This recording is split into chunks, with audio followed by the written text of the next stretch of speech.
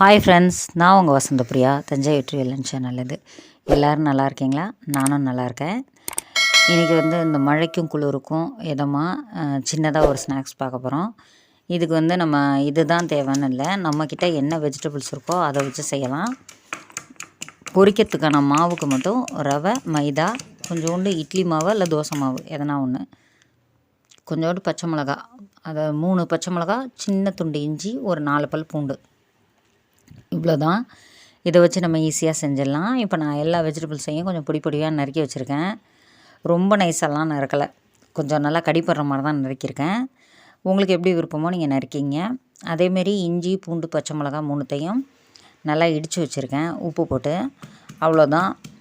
இப்போது 2 கரண்டி மைதா மாவு, 1 கரண்டி ரவை, அப்புறம் 1 கரண்டி இல்லை 1.5 கரண்டி அளவுக்கு இட்லி மாவு இல்லை தோசை மாவு எது நம்மக்கிட்ட இருக்கோ அதை போட்டுக்கிட்டு, இந்த பச்சை மிளகாலாம் இடித்து அதில் கொஞ்சோண்டு தண்ணி ஊற்றி அதையும் கலந்து விட்டுக்கிறேன். அப்புறம் காய்கறிகளை சேர்த்து ஆட் பண்ணிக்கிறேன். அவ்வளோதான். இதை நல்லா மிக்ஸ் பண்ணிவிட்டு எண்ணெயில் போட்டு பொரிச்சு எடுக்க வேண்டியது தான். இதுக்கு கொஞ்சோண்டு மிளகாத்தூள் அந்த கலரிங்க்காக, அப்புறம் மஞ்சத்தூள், அப்புறம் கொஞ்சோண்டு நான் பட்டைத்தூள் போட்டிருக்கேன். கரம் மசாலா போடலை, கொஞ்சம் டிஃப்ரெண்ட்டாக இருக்கும், இது ஒரு டேஸ்ட்டாக இருக்கும். உங்களுக்கு கரம் மசாலா வேணுன்னா கரம் மசாலா போட்டுக்கலாம், இல்லாட்டி சாட் மசாலா வேணுன்னா சாட் மசாலா போட்டுக்கலாம், என்ன வேணாலும் போட்டுக்கலாம். நம்மளுடைய டேஸ்ட்டுக்கு தகுந்தது மாதிரி அந்த மசாலா தூள் மாற்றிக்கலாம். அவ்வளோதான். இப்போ மாவு கலந்தாச்சு. இதில் கொஞ்சோண்டு மிளகாத்தூள், கொஞ்சோண்டு மஞ்சத்தூள், கொஞ்சோண்டு பட்டைத்தூள் போட்டு அதையும் மிக்ஸ் பண்ணி அப்படியே எண்ணெயில் போட்டு பொரிச்சு எடுக்க வேண்டியது தான். அப்புறம் நம்ம சேனலுக்கு எப்போவும் சப்போர்ட் தர்ற எல்லா வியூவர்ஸ்க்கும் ரொம்ப ரொம்ப நன்றி. சப்ஸ்கிரைப் பண்ணி பார்க்குறவங்களா இருந்தாலும் சரி, சப்ஸ்கிரைப் பண்ணாமல் பார்க்குறவங்களா இருந்தாலும் சரி, எல்லாேருக்கும் ரொம்ப நன்றி. பாருங்கள், பார்த்துட்டு வீடியோ பார்த்துட்டு உங்களுக்கு பிடிச்ச விஷயங்கள், பிடிக்காத விஷயங்கள மறக்காமல் கீழே கமெண்ட் பண்ணுங்கள். பிடிச்சிருந்தால் லைக் பண்ணுங்கள், மறக்காமல் சப்ஸ்கிரைப் பண்ணுங்கள், அந்த பெல் பட்டனை கிளிக் பண்ணுங்கள். அப்போ தான் நல்ல நல்ல வீடியோஸ் உங்களுக்கு என்னால் கொடுக்க முடியும். எனக்கு நிறையா நல்ல வீடியோஸ் போடணுன்னு ஆசையாக இருக்குது. ஆனால் அந்தளவுக்கு ரீச் ஆகலைன்றப்போ எனக்கு செய்கிறதுக்கு கொஞ்சம் தயக்கமாக இருக்குது. எனக்கு நிறைய சப்போர்ட் கிடச்சா என்னால் முடிஞ்ச அளவுக்கு இன்னும் நிறையா வீடியோஸ் போடுவேன். நல்லபடியாக வீடியோஸ் போடுவேன்னு நான் சொல்லிக்கிறேன். இப்போ நம்ம ஒவ்வொரு வெஜிடபிள்ஸாக நம்ம கலந்துக்கலாம்.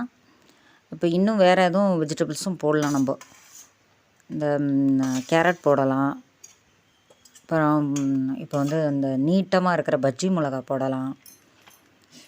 இல்லைன்னா இந்த உருளைக்கிழங்கையே இன்னும் ரொம்ப மெல்லிசாக தீக்குச்சி மாதிரி ஜூலியஸாக கட் பண்ணி அப்படி போடலாம். அது உங்கள்கிட்ட இருக்க வெஜிடபிள்ஸை வச்சு நீங்கள் போட்டுக்கலாம். எவ்வளோ வேணாலும், எப்படி உங்களுக்கு என்ன தேவையோ போட்டுக்கலாம். இப்போ இதை பொரித்து எடுக்க வேண்டியதான். ரொம்ப ஒரு 10-15 நிமிஷம் கூட ஆகாது, ரொம்ப குயிக்காக ஆகிடும்.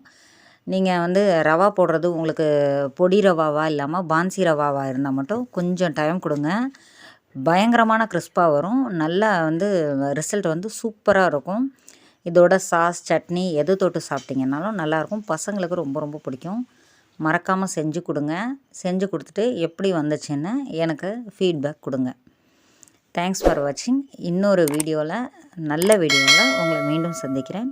பாய். அப்புறம் நம்ம ஷார்ட்ஸ் எல்லாம் போயிட்டுருக்கு, போய் செக் பண்ணி பாருங்கள். Thanks for